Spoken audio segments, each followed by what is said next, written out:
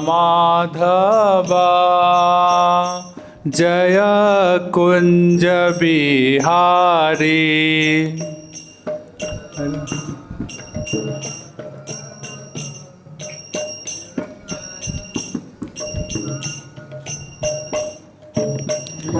जय राधा माधव जय कुंज बिहारी।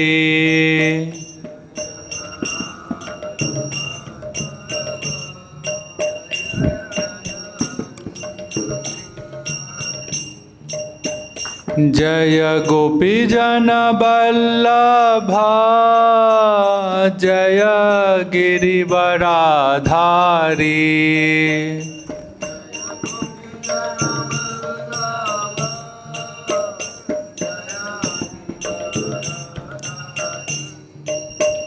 जय गोपी जन वल्लभा जय गिरिवराधारी।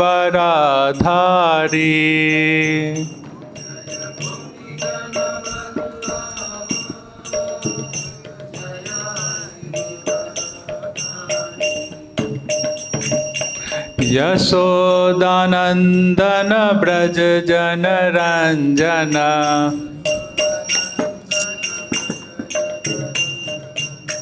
यशोदानंदन ब्रज जन रंजन।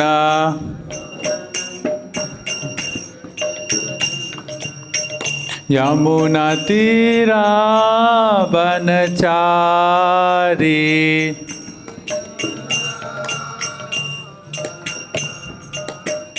यमुना तीरा बनचारी।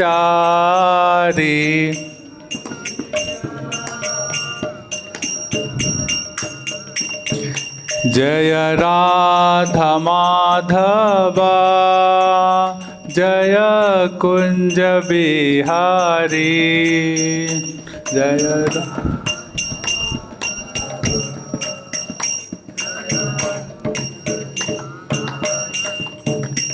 जय राधा माधव जय कुंज बिहारी।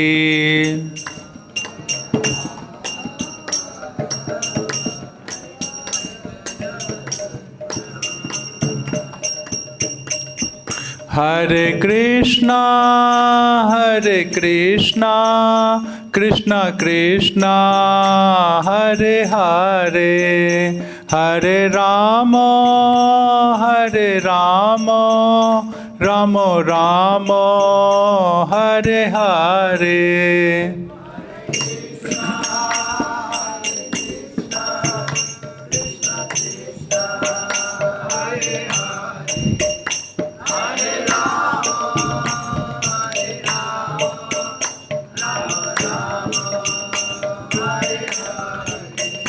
हरे कृष्णा कृष्णा कृष्णा हरे हरे, हरे राम राम राम हरे हरे।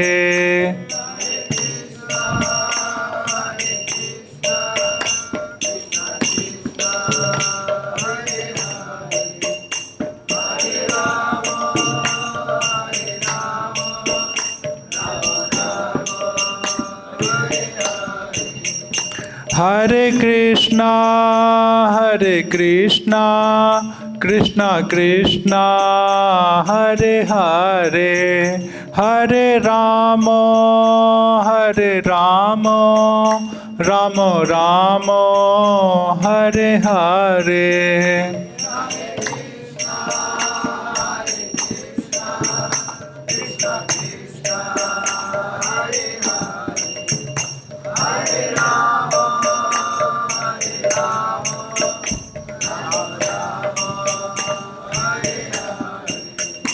हरे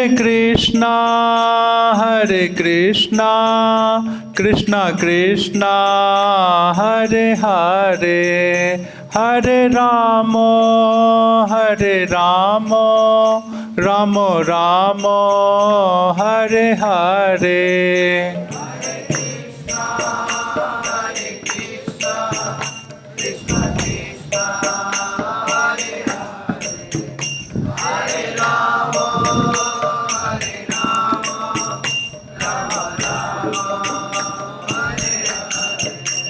जय प्रभुपदाय जय प्रभुपदाय प्रभुपदाय जय प्रभुपदाय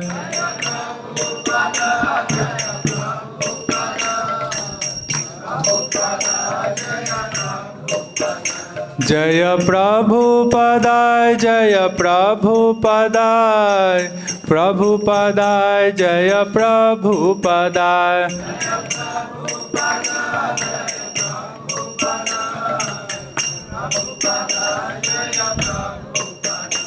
जय जगद्गुरु श्रील प्रभुपाद की। नमो विष्णुपादाय कृष्णपृष्ठाय भूतले श्रीमते भक्तिवेदांत स्वामिनिति नामिने। नमस्ते सरस्वते देवे गौरवाणी प्रचारिणे निर्विशेष शून्यवादी पाश्चात्य देशतारिणे। नारायणं नमस्कृत्य नरं चैव नरोत्तमं देवीं सरस्वतीं व्यासं ततो जयमुदीरयेत्। वाञ्छाकल्पतरुभ्यश्च कृपा सिन्धुभ्येव च पतितानां पावनेभ्यो वैष्णवेभ्यो नमो नमः। हरे कृष्णा। तो श्लोक है ना, तो आज का जो श्लोक है 10वें स्कंद का 8वें अध्याय का 6ठा श्लोक है, तो इसका उच्चारण कर लेते हैं। त्वां हि ब्रह्म विदां श्रेष्ठा संस्कारान् कर्तुमर्हसि बालयोरनयोर्नृणाम् जन्मना ब्राह्मणो गुरु। त्वां हि ब्रह्म विदां श्रेष्ठा संस्कारान् कर्तुमर्हसि बालयोरनयोर्नृणाम् जन्मना ब्राह्मणो गुरु। त्वां हि ब्रह्म विदां श्रेष्ठा संस्कारान् कर्तुमर्हसि बालयोरनयोर्नृणाम् जन्मना ब्राह्मणो गुरु।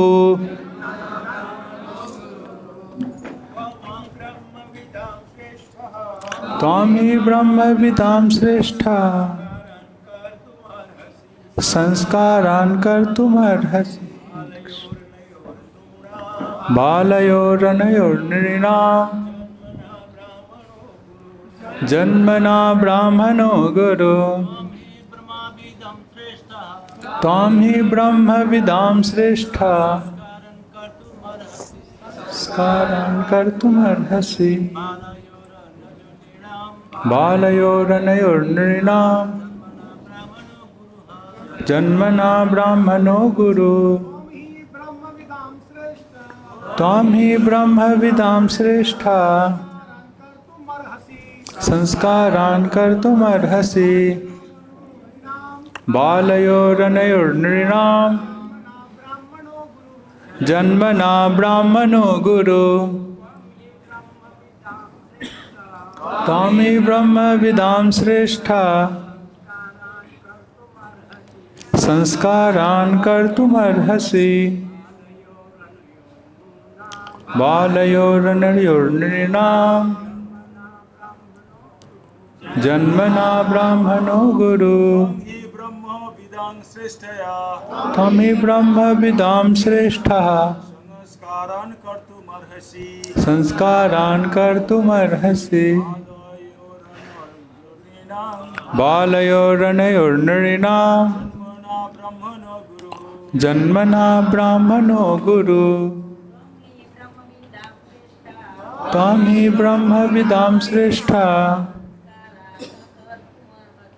संस्कारान् कर्तुमर्हसि बालयोरनयोर्नृणाम् जन्मना ब्राह्मणो गुरु। त्वां हि ब्रह्म विदां श्रेष्ठा संस्कारान् कर्तुमर्हसि बालयोरनयोर्नृणाम् जन्मना ब्राह्मणो गुरु त्वां हि ब्रह्मविदां श्रेष्ठा संस्कारान् कर्तुमर्हसि बालयोरनयोर्नृणाम् जन्मना ब्राह्मणो गुरु। सप्तार्थ। त्वम आप ही निसंदेह ब्रह्मविदाम ब्रह्म को जानने वाले समस्त ब्राह्मणों में श्रेष्ठः श्रेष्ठ संस्कारान शुद्धि के लिए किए गए उत्सव इन संस्कारों से मनुष्य को दूसरा जन्म मिलता है। संस्कारात् भवेत् द्विजः।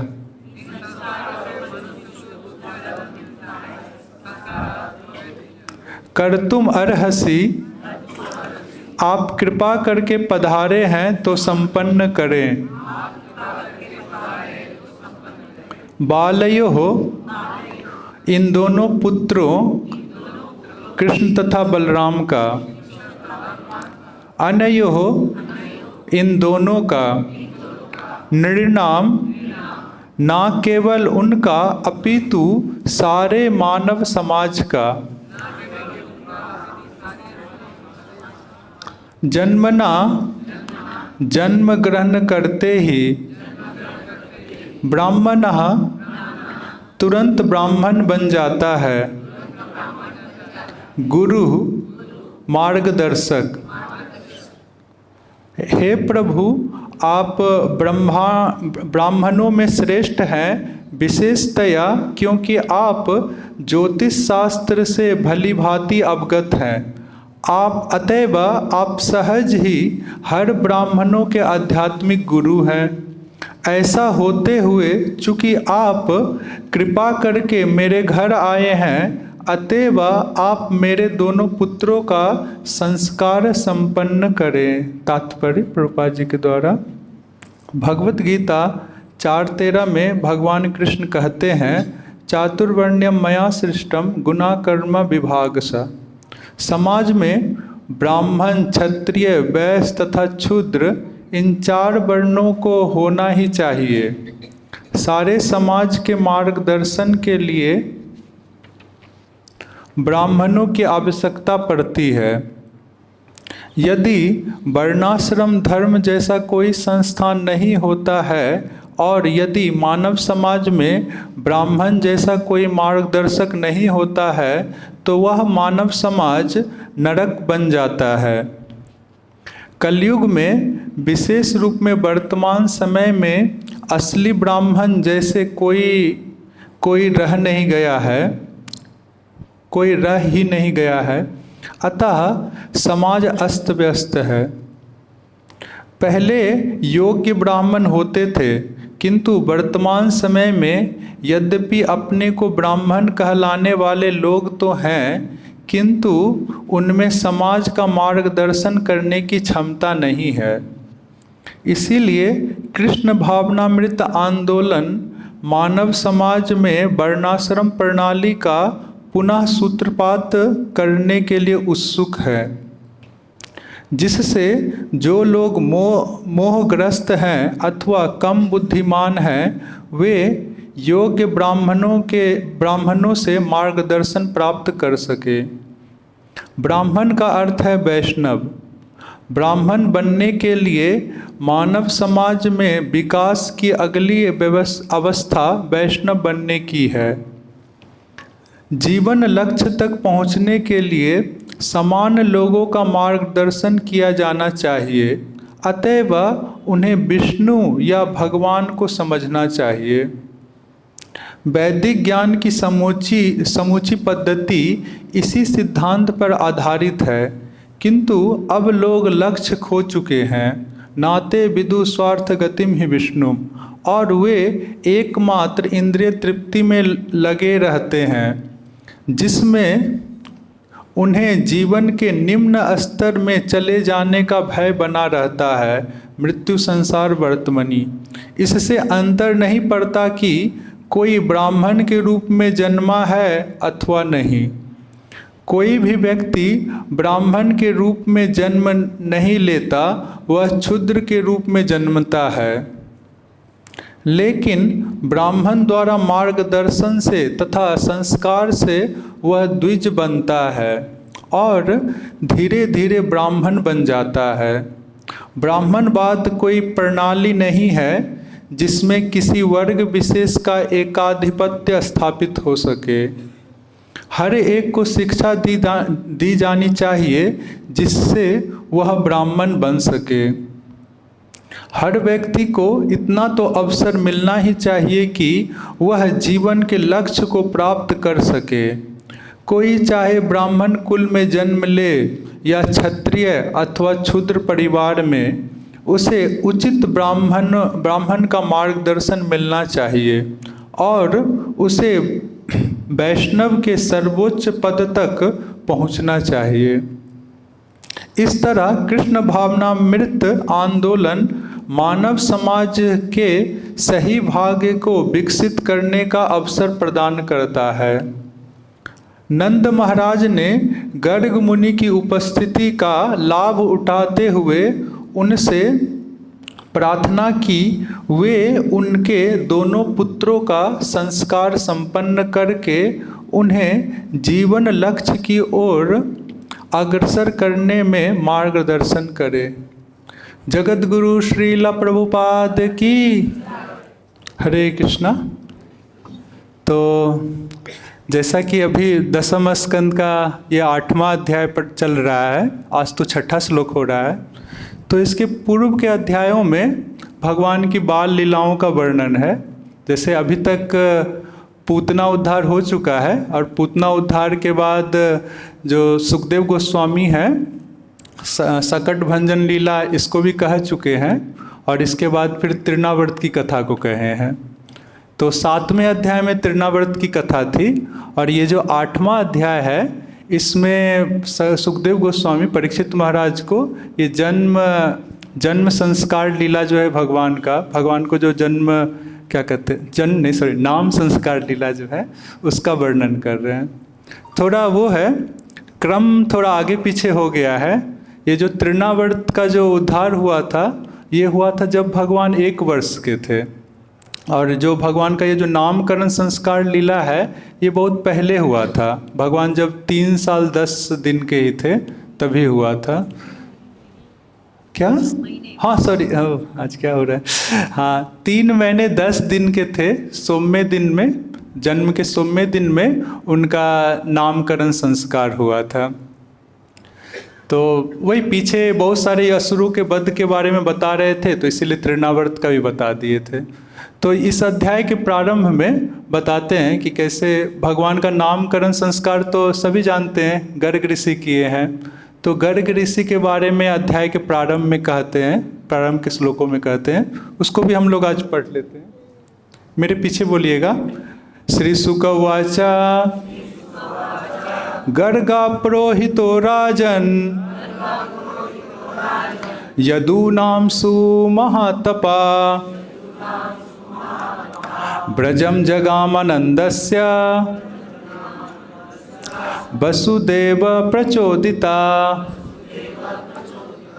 तो जो गर्ग मुनि हैं उनके बारे में कह रहे हैं। गर्ग मुनि है यदु नाम पुरोहित, यादवों के पुरोहित हैं। ठीक है अच्छा उसको कर लो। यादवों के पुरोहित हैं मतलब यादवों के यज्ञ आदि सब कराते हैं। वसुदेव और देवकी है उनका विवाह भी गर्ग ऋषि कराए थे, गर्ग मुनि कराए थे। तो उनके बारे में कह रहे हैं वो कैसे हैं, सुमहातपा, बड़े तपस्वी हैं गर्ग मुनि। और उनको वसुदेव प्रचोदिता, जो वसुदेव जी हैं जो मथुरा में थे उस समय, उन्होंने प्रेरित किया। उन्होंने कहा कि मेरे जो 2 पुत्र हैं वो नंद भवन में गोकुल में है, उनका नामकरण संस्कार कर दीजिए। नामकरण संस्कार का जो शुभ दिन होता है वो जन्म के 10वें दिन 12वें दिन और सोमवें दिन होता है। तो जो सोमवार दिन आ ही रहा था, भगवान 3 साल 10 महीने के होने ही वाले थे, तो इसीलिए वसुदेव जी जो है एकदम उनको ध्यान था, तो वो गर्ग मुनि को कहते हैं कि मेरे 2 पुत्र उधर हैं गोकुल में, आप जाके नामकरण संस्कार कर दीजिए। तो गर्ग मुनि जो है नंदस्य ब्रजम जगामा, वो नंद महाराज का जो ब्रज है मतलब गोकुल है वहाँ जाते हैं। जब जाते हैं तो नंद महाराज जो है बहुत प्रसन्न होते हैं गर्ग मुनि को देख के। श्लोक ऐसे आता है, कहते हैं तम दृष्ट्वा परमा प्रीतः प्रत्युत्थाय कृतांजलि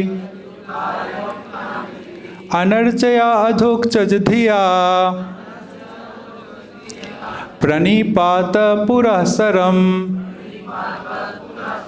तो जैसे ही गर्गाचार्य पहुँचे ब्रज में और तम दृष्टवा उनको देखे, नंद महाराज जैसे ही गर्गाचार्य ऋषि को देखे तो परमा प्रीता बहुत प्रसन्न हुए।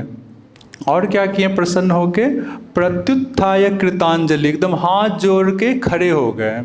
और जब और नज़दीक आए गर्गाचार्य तो फिर प्रणिपात पुरःसरम उनको दंडवत प्रणाम किए।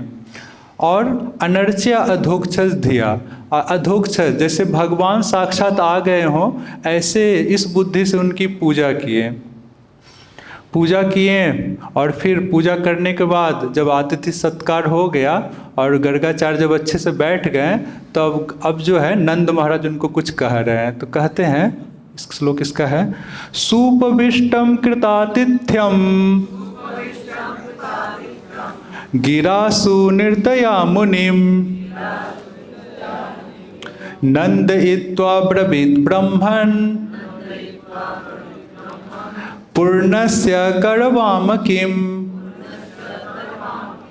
तो जब अच्छे से पूजा हो गई गर्गाचार्य की तो सूपविष्टा बहुत अच्छे से फिर बैठ गए।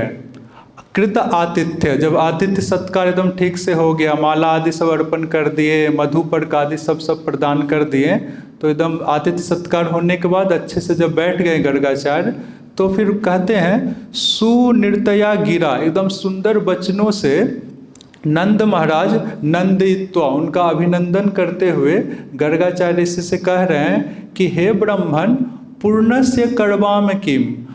कहते हैं हे ब्रह्मन आप तो पूर्ण हैं, आपकी तो सभी कामनाएं पूर्ण है, कर्वाम किम आपकी क्या हम सेवा करें।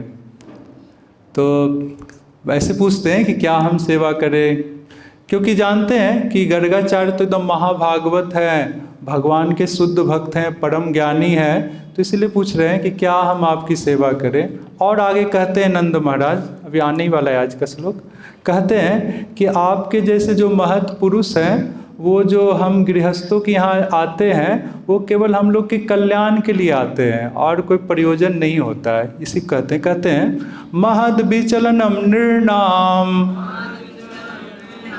गृहीणाम दीन चेतसाम निःश्रेषाय भगवन् कल्पते नान्यथा क्वचित्। कहते महत, आपके जैसे जो महत हैं, जैसे सनत कुमार हैं, सनत कुमार गए थे पृथु महाराज के यहाँ, और जैसे वामन देव गए थे बल्ली महाराज के यहाँ, और से आपके जैसे मतलब आपके जैसे जो महत पुरुष हैं उनका जो विचलनम मतलब अपना आश्रम छोड़ के किसी गृहस्थ के यहाँ जाना है, तो कहते वो किस लिए है, निःश्रेषाय, बस उस गृहस्थ के कल्याण के लिए होता है। ऐसा नहीं कि कोई कुछ भूख लगी है तो भोजन के लिए जा रहे हैं या कुछ दक्षिणा सब के लिए जा रहे हैं, वो सब कारण नहीं होता है। निःश्रेषाय, वो जो गृहस्थ हैं उसके कल्याण के लिए जाते हैं। वही करें गृही नाम दीन चेतसाम, जो गृहस्थ लोग हैं दीन चेतसाम। एक और महत्वपूर्ण बात है, ऐसे गृहस्थों के यहाँ ही जाते हैं महत् पुरुष जो दीन चेतसाम है, मतलब जो बहुत विनम्र हैं। ऐसा नहीं कि बहुत अहंकारी हैं तो उनके यहाँ नहीं जाते हैं, जो विनम्र हैं उनके यहाँ जाते हैं। कहते हैं हे भगवान ना अन्यथा कल्पते क्वचित, अन्य कोई कारण नहीं होता है। और अब जो नंद महाराज है उनके हृदय में भावना ये है कि गर्गाचार्य को देख के उनके हृदय में ये इच्छा हो रही है कि गर्गाचार्य जो है मेरे जो हम उनके यहाँ जो 2 बालक हैं कृष्ण और बलराम, उनका नामकरण संस्कार कर दें और उनके भविष्य के बारे में भी कुछ बताएं। तो ये उनके हृदय में इच्छा है। तो इसीलिए अब कह रहे हैं कि कैसे आप जो हैं ज्योतिष शास्त्र आदि सबके प्रणेता हैं, ये सब बातें कह रहे हैं ज्योतिषामयनम साक्षात यत्तज ज्ञानमतीन्द्रियम प्रणीतम भवता येना पुमान वेद परावरम। और कह रहे हैं ज्योतिषामयनम, जो ज्योतिष मतलब नक्षत्र सबका जो आयनम, उनकी जो गतियों के बारे में जिसमें वर्णन है, जो वो ग्रंथ है उसका भवता प्रणीता, आप उसके प्रणीता मतलब उसके संकलन करता है। एक प्रकार से कह रहे हैं कि ज्योतिष के भी आप एकदम भारी विद्वान हैं। और ज्योतिष के बारे में कह रहे हैं ये न पुमान वेदा परावरम, ज्योतिष शास्त्र से ही कोई जो मनुष्य है पर अवर, जो पिछले जन्म के बारे में, पिछले जन्म के कुछ कर्मों के बारे में जान जाता है और उस कर्मों का जो प्रभाव इस जन्म में है उसके बारे में जान जाता है। तो उन शास्त्रों के आप प्रणेता हैं, उसको आप अच्छे से जानते हैं।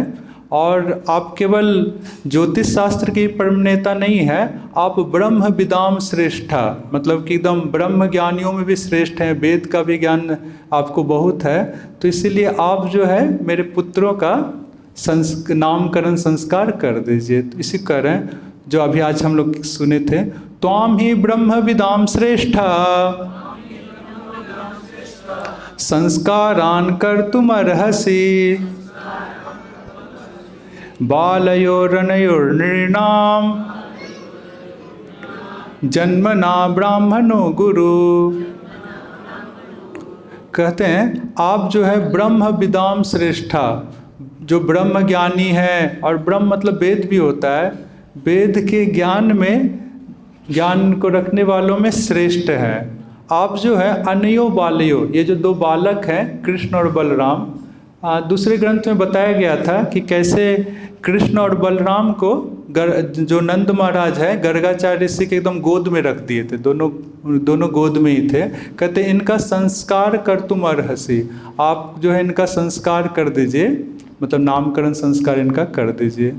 तो अब बोले कि अरे मैं तो यादवों का गुरु हूँ, उनका पुरोहित हूँ, आपके पुत्रों का, आपके यहाँ जो ये बालक है इनका कैसे करूँ। तो कहते हैं ब्राह्मणा जन्म नाम गुरु, आप तो ब्राह्मण हैं, ब्राह्मण संपूर्ण मानव समाज के गुरु हैं जन्म से, केवल आप यादवों के ही नहीं हैं, संपूर्ण मानव समाज के हैं।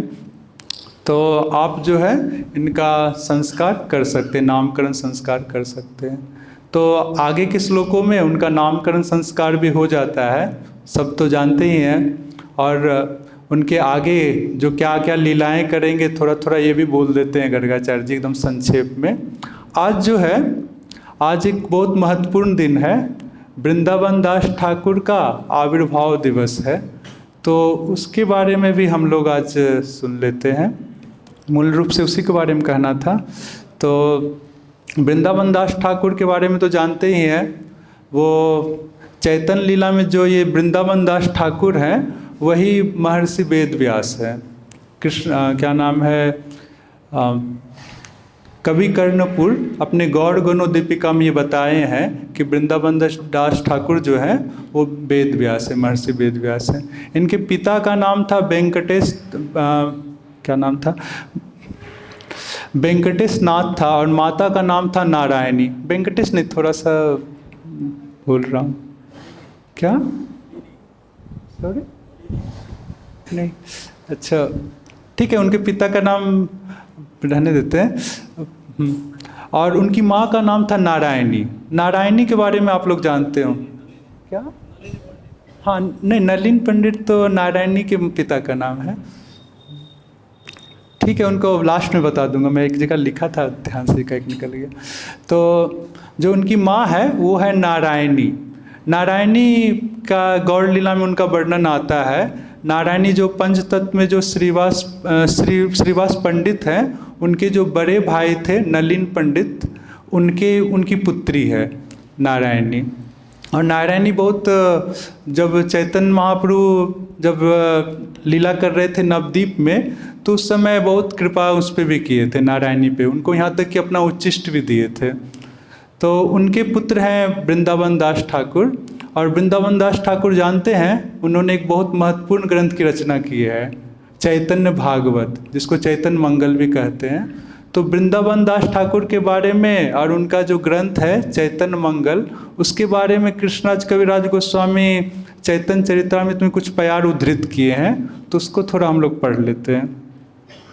कहते हैं कृष्णराज कविराज गोस्वामी, आदि लीला जो है उसके 8वें अध्याय में चैतन्य मंगल और वृंदावन ठाकुर के बारे में कहते हैं, ओरे मूढ़ लोक सुन चैतन्य मंगल,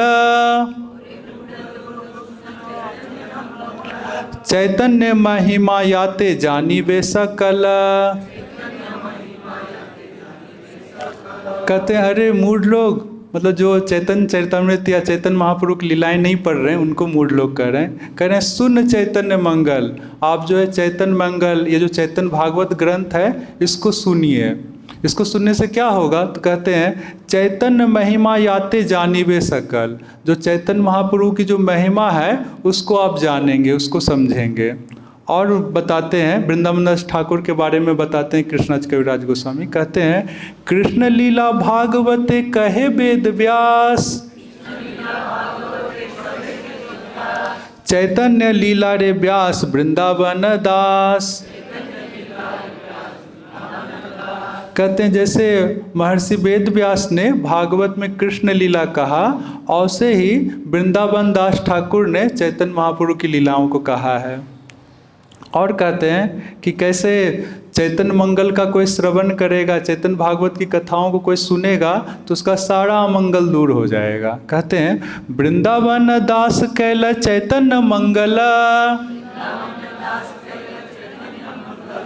इहार श्रवणे नासे सर्व अमंगल। कहते हैं वृंदावन दास ठाकुर ने चैतन्य मंगल ग्रंथ की रचना की, और कहते हैं उसके श्रवण से, चैतन्य मंगल को पढ़ेंगे तो उससे क्या होगा, नासे अमंगल, सारे अमंगल दूर हो जाएंगे। हम लोग में और भगवान के प्राप्ति में जितने भी बाधाएं हैं सब दूर हो जाएगी, वही अमंगल होता है। भगवत प्राप्ति में जो बाधाएं हैं उसी को अमंगल कहते हैं, ये सब दूर हो जाएगा। और कहते हैं उनके ग्रंथ के बारे में, चैतन्य भागवत के बारे में, चैतन्य निताई रे याते जानिए महिमा, याते जानी कृष्ण भक्ति सिद्धांते रसीमा। तो चैतन्य मंगल पढ़ेंगे तो चैतन्य महाप्रभु और नित्यानंद प्रभु की महिमा का ज्ञान होगा। जब उनकी महिमा का ज्ञान होगा तो याते जानी कृष्ण भक्ति सिद्धांते रसीमा, तब जो कृष्ण भक्ति का जो सिद्धांत है उसकी सीमा, मतलब एकदम पूरा गाढ़ता से वो सब समझ पाएंगे। भक्ति के सिद्धांत को एकदम सूक्ष्मता से, गाढ़ता से समझना है तो चैतन्य महाप्रभु और नित्यानंद प्रभु की महिमा को जानना होगा। वो कैसे जानेंगे, चैतन्य भागवत, चैतन्य मंगल आदि को पढ़ के। और आगे कहते हैं कृष्णराज कविराज गोस्वामी कि कैसे चैतन्य भागवत में भक्ति के जितने भी सिद्धांत भागवत में दिया गया है वो सब चीज़ों को उन्होंने उद्धृत किया है चैतन्य भागवत में, चैतन्य मंगल में। कहते हैं भागवते यत भक्ति सिद्धांते रसार, लिखी याचे न इहा जानी करिया उद्धृत। कहते हैं भागवते, श्रीमद् भागवते में भक्ति सिद्धांते रसार, जो भी भक्ति का सिद्धांत बताया गया है उसको सबको उन्होंने लिखी आछे नहीं हा, चैतन्य भागवत में उन्होंने सारे भक्ति के सिद्धांत को लिखा है। और करिया उद्धृत, उस सबको उद्धृत किया उन्होंने। और कहते हैं एक बहुत महत्वपूर्ण ये प्यार लगता है मुझे, कहते हैं कि चैतन्य भागवत का आश्रय को एकदम जो मुस्लिम भी है या पूरा वेद से विरुद्ध मार्ग में भी चलता है वो भी अगर चैतन्य भागवत का आश्रय ले तो वो भी वैष्णव बन जाएगा, महावैष्णव बन जाएगा। कहते हैं चैतन्य मंगल सुनी यदि पाषंडी यवन, सेई महावैष्णव है तत्क्षण। कहते हैं चैतन्य मंगल को यदि पाषंडी उसी को कहते हैं जो वेद मार्ग को उच्छेद कर दिया, वेद मार्ग में नहीं चलता है, इधर उधर चलता है, दूसरे वैदिक मार्ग को नहीं पालन करता है, उसको पाषंडी कहते हैं। और यवन तो जानते हैं मुस्लिम आदि हैं, तो कहते हैं सेई। अच्छा, वो भी मुस्लिम आदि भी अगर जहाँ चैतन्य मंगल सुने तो कहते हैं सेई महावैष्णव है तत्क्षण, उसी समय वो महावैष्णव बन जाएगा। तो कितना प्रभाव है इस ग्रंथ में, है ना। और कहते हैं कि कैसे ये ग्रंथ जो है इसकी रचना साक्षात चैतन्य महाप्रभु की कृपा से हुई है। कहते हैं मनुष्य रचिते नारे रचे ग्रंथ धन्य, वृंदावन दास मुखे वक्ता श्री चैतन्य। और कृष्णाच कविराज गोस्वामी कह रहे हैं कि ऐसा जो धन्य ग्रंथ है, इतना जो ये महान ग्रंथ है चैतन्य भागवत, इसको कोई मनुष्य नहीं लिख सकता है। वृंदावन दास ठाकुर के मुख से वक्ता श्री चैतन्य, चैतन्य महाप्रभु की कृपा से ही वृंदावन दास ठाकुर इसको लिखे हैं। और कहते हैं फिर लास्ट में वृंदावन दास ठाकुर को एकदम नमस्कार करते हैं। कृष्णाच कविराज गोस्वामी कहते हैं वृंदावन दास पदे कोटि नमस्कार, रचे ग्रंथ करी ते हो तारीला संसार। तो कह रहे हैं वृंदावन दास ठाकुर के पदे चरण में कोटि नमस्कार, उनको एकदम कोटि कोटि नमस्कार है। उन्होंने ऐसा महान ग्रंथ लिखा जिससे तारीला संसार, जिससे ये संसार जो है तर रहा है, इसे ग्रंथ को लिख के संसार को तार रहे हैं। तो देख रहे हैं कृष्णाच कविराज गोस्वामी कितना आदर और कितना नमस्कार कर रहे हैं इनको, वृंदावन दास ठाकुर को और उनके ग्रंथों को। अब जो है ये जो चैतन्य भागवत है, इसके कुछ प्यारों को भी हम लोग देख लेते हैं। तो कोई लीला तो नहीं है, मगर कुछ एक जो प्यार हैं जिसमें कुछ जैसे वैष्णव सेवा आदि के बारे में कहा गया है, भगवान के नाम जप आदि के बारे में कहा गया है, तो उन प्यारों को चैतन्य भागवत में जो उद्धृत है उसको मैं थोड़ा थोड़ा देख लेता हूँ। तो वैष्णव सेवा के बारे में अंत लीला के 8वें अध्याय में उद्धृत किए हैं कुछ श्लोक कहता हूँ प्यार। तो उसमें कहते हैं कृष्ण सेवा है त्यो वैष्णव सेवा बड़, भागवत आदि सब शास्त्र कैल दृढ़। तो कहते हैं कि कैसे कृष्ण सेवा से भी बड़ा क्या है, वैष्णवों की सेवा करना। भागवत आदि सब शास्त्र कैल दृढ़, भागवत आदि शास्त्रों में ये सब बातें एकदम दृढ़ता पूर्वक अच्छे से कहा गया है। जैसे कैसे वृत्तासुर भी कहते हैं दासानुदासात, तो मतलब कि एकदम वो दास के भी दास ऐसे बनना चाहते हैं, भगवान के डायरेक्ट दास नहीं बनना चाहते, उनके दास के दास बनना चाहते हैं। तो ये सब बातें हैं। एक श्लोक भी है सिद्धिर भक्ति बानेति संशया अच्युत से विनाम, निसंशयस्तु तद्भक्ता परिचर्या रतात्मनाम। कहते हैं जो अच्युत सेवी नाम, जो भगवान के डायरेक्ट सेवक हैं, भगवान की सेवा शुश्रूषा करते हैं, कहते हैं उनकी सिद्धि होगी कि नहीं होगी। सिद्धि का अर्थ है भगवत प्राप्ति या भक्ति के जो उच्च भाव है, प्रेम भाव, इस सब की प्राप्ति उसकी होगी कि नहीं होगी। कहते हैं इसमें संशय है। मगर कहते हैं तद भक्त परिचर्या रतात्मा नाम, मगर जो भगवान के भक्त हैं उनकी परिचर्या, उनकी सेवा में जो रत हैं, जो आसक्त हैं, जिनका मन है, कहते हैं उसका निःसंशय, उसकी सिद्धि एकदम बिना किसी संशय का जरूर होगा। और कहते हैं एते का वैष्णव सेवा परम उपाय, भक्त सेवा है ते से ही सवाय कृष्ण पाए। कहते हैं भगवान कृष्ण को पाने में वैष्णव सेवा ही परम उपाय है, सबसे श्रेष्ठ उपाय है। भक्त सेवा है ते से ही सवाय कृष्ण पाए, जो भक्तों की सेवा करता है सभी कृष्ण को पा लेते हैं। तो ऐसे वैष्णव सेवा इन सब पे बताया गया है। और जैसे कीर्तन के बारे में भी कहा गया है कि नाम जप से ज़्यादा श्रेष्ठ है कीर्तन करना उच्च स्वर में, इन सब बातों को भी कहे हैं। जैसे कहते हैं, जपीले से कृष्ण नाम आपनी से तरे, उच्च संकीर्तने पर उपकार करे, अतएव उच्च करी कीर्तन करिले,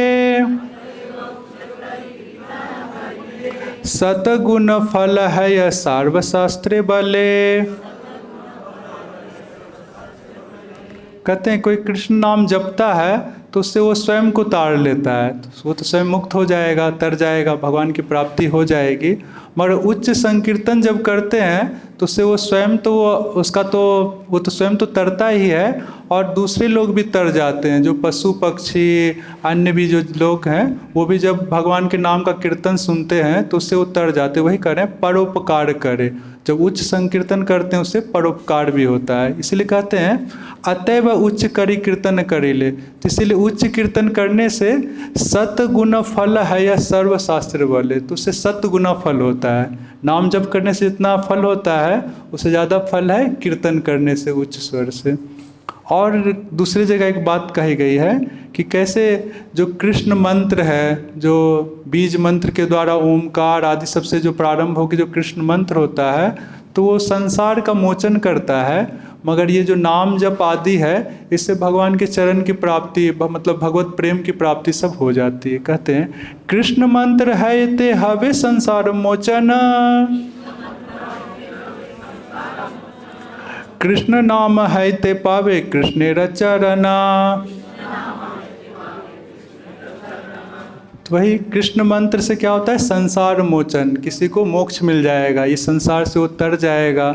मगर जो नाम का आश्रय लेता है तो भगवान कृष्ण के चरण को प्राप्त करेगा। चरण को प्राप्त करने का अर्थ है भगवान की सेवा को, भगवान जो भगवत प्रेम है उसको प्राप्त कर जाएगा। और जैसे है वैष्णव निंदा, इसके बारे में भी बहुत सावधान किए हैं इस ग्रंथ में, तो उससे भी संबंधित कुछ श्लोकों को, कुछ प्यारों को देख लेते हैं। कहते हैं विद्याकुल तप सब विफल तहारा, वैष्णवेरा निंदा करे जे पापी दुराचारा। कहते जो पापी दुराचारी वैष्णवों का निंदा करता है उसका विद्या कुल तप सब विफल हो जाता है। तपस्या आदि करते हैं तो ऊंचे लोग की प्राप्ति होती है, मगर जहाँ वैष्णव निंदा कर दिए तो कुछ नहीं होगा, उसका पतन ही होगा। और विद्या आदि से भी मुक्ति की प्राप्ति होती है, मगर जहाँ वैष्णव निंदा हो गया तो उसका भी वो फल नहीं होता है, उसका फल है बस नरक ही। और बताते हैं कि कैसे कोई वैष्णव निंदा कर रहा है, भगवान की पूजा भी कर रहा है, तो भगवान उसकी पूजा को भी ग्रहण नहीं करते हैं। कहते हैं पूजाओं तहार कृष्ण ना करे ग्रहणा, वैष्णवेर निंदा करे जे पापिष्ट जना।